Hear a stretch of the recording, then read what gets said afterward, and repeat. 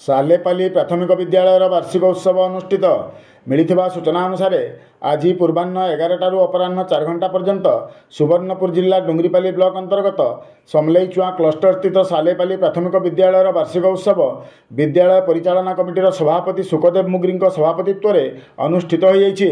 ग्राम पंचायत समिति सभ्य प्रवीर साहू मुख्य अतिथि भाव योगदान करथिबा बेले सीआरसीसी राधेश्याम रथ मुख्य वक्ता बेहरामाल सीआरसीसी सुरेंद्र रथ सम्मानित अतिथि भाव उपस्थित थिले।